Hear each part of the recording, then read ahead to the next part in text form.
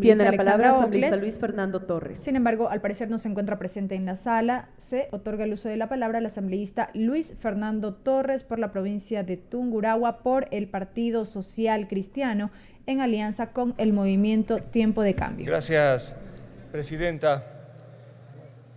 El proyecto que hoy debatimos es un proyecto que refleja el alcance de las enmiendas a la Constitución aprobadas por esta Asamblea. De ello no cabe la menor duda, pero también es cierto que este proyecto constituye la prueba más clara del tratamiento que los municipios ecuatorianos han venido recibiendo después de la aprobación de la Constitución de Montecristi. ¿Qué ha pasado desde el 2008 hasta el 2016? Varias de las competencias que la Constitución asignó a los municipios como exclusivas y algunas como concurrentes difícilmente han podido ser aprovechadas a plenitud por los municipios ecuatorianos. En muchos casos, el ejercicio de esas competencias ha estado condicionado a una serie de autorizaciones de orden burocrático, sobre todo en materia de tránsito. Un verdadero vía crucis tuvieron que vivir algunos municipios ecuatorianos para asumir completamente la competencia en materia de tránsito. El tema, en todo caso, no se queda simplemente en la forma como los municipios han ejercido las competencias que fueron explícitamente reconocidas en la Constitución de Montecristi. En materia económica, entre el 2015 y el 2016, los municipios han sido objeto de una reducción ostensible de las transferencias del presupuesto general del Estado. Se disminuyeron cuando se aprobó el presupuesto del 2016 y posteriormente también comenzaron a disminuirse una vez más cuando se aprobó la Ley para el Equilibrio de las Finanzas Públicas, que le permitió al ministro de Economía que pudiera reducir las transferencias si bajaban no solamente los ingresos petroleros, sino también los ingresos tributarios. Las condiciones en las que se encuentran entonces los municipios ecuatorianos el 2016 y en las que se encontrarán a comienzos del 2017 son indudablemente más difíciles de aquellas en las que estuvieron el 2008 cuando se aprobó la Constitución de Montecristi. No podemos entonces simplemente comentar el alcance del proyecto de reformas a los artículos 55 y 138 del COTAT, sino saber y estar convencidos que en último término el desenlace político en el país es el de tener ahora municipios en problemas por falta de transferencias y sobre todo por dificultades en el ejercicio de sus competencias. Sería conveniente que se leyera el auto de verificación que dictó la Corte Constitucional una vez que desde la Secretaría de la Asamblea se envió el paquete de enmiendas a esta Corte.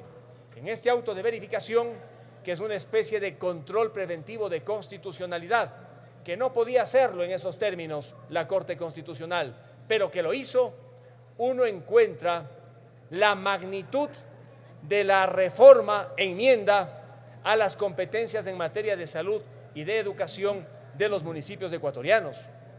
En primer lugar, el proyecto con el que se comenzó a discutir en esta Asamblea fue modificado cuando se incorporaron en el artículo 261 tanto a la educación como a la salud dentro de las competencias exclusivas del Estado, precisamente con una modificación que no podía ser incorporada.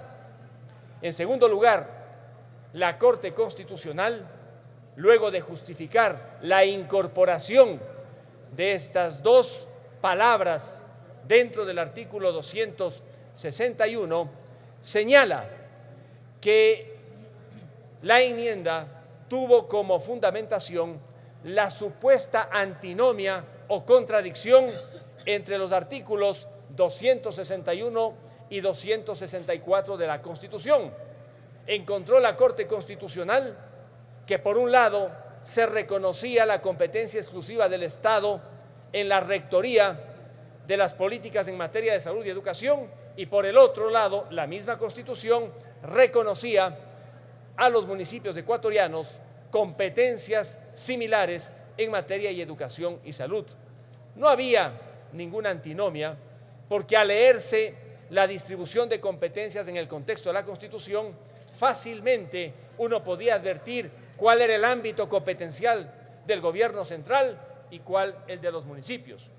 Pero al final, con esta serie de justificaciones, lo que se logró fue que los municipios en materia de salud y de educación, para poder realizar tareas de mantenimiento o de construcción de infraestructura física, deban pedir permiso al gobierno central mediante convenios, autorizaciones, lo que fuese. En otras palabras, reduciendo competencias de los municipios en estas dos materias.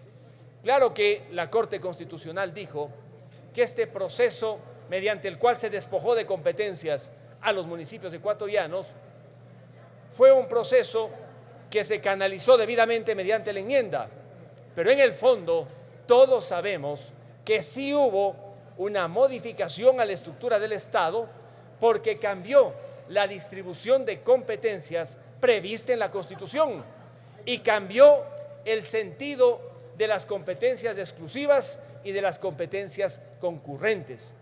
Que a este cambio no se le quiera llamar modificación a la estructura misma del Estado, porque uno de sus elementos se ve afectado, es otra cosa. En todo caso, se enmendó la Constitución y ahora, con esta reforma al COTAT, simplemente se quiere confirmar este despojo de competencias fundamentales de municipios en materia de salud y educación para mantenimiento y construcción de infraestructura física. Quiero brevemente, en lo que me queda, comentar una experiencia del municipio de Ambato. Cuando yo era alcalde de esa ciudad, inicié el primer proyecto de salud en todo el país, después del que se había iniciado en Quito con el alcalde Durán Ballén. Construimos un hospital municipal que hasta ahora está funcionando. ¿Qué va a pasar con ese hospital si ya no tiene la competencia plena el municipio? Para mantenerlo en funcionamiento, ¿se requerirá de una autorización? Uno diría que no, porque ya se construyó y ya funciona. Sin embargo, desde el momento en que se comenzó a debatir en esta asamblea la enmienda, varios funcionarios nacionales del ámbito de la salud anunciaron que ese hospital no podía seguir siendo operado por la municipalidad, porque al final la competencia era nacional. No hay una transitoria en el proyecto que estamos discutiendo, no hay una norma que no sea transitoria u otra que aclare definitivamente que lo que se ha hecho en materia de salud permanece como tal, y no tendrán los municipios ecuatorianos que están dedicados a tareas en materia de salud, como el de Ambato, con el hospital que les comento, que realizar ningún otro tipo de permiso para garantizar el pleno funcionamiento de esa estructura. Hay otro caso, también cuando era alcalde de Ambato, hicimos un proyecto escolar educativo para permitir que los jóvenes o mayores trabajadores de la calle pudieran en un año obtener el diploma de haber estudiado el colegio. ¿Qué va a pasar con ese establecimiento si ahora prácticamente se amputan las competencias municipales? Dirán, es que no es construcción, no es mantenimiento, pero es operación. Yo creo que se necesita, para precautelar casos como esos, que entiendo que existen en otros cantones del país, una disposición final o una transitoria, si se va a pasar de una etapa a otra, para que no haya duda alguna en el ejercicio de las competencias municipales, en lo que ya se ha hecho en materia de salud y educación. Muchas gracias, presidente.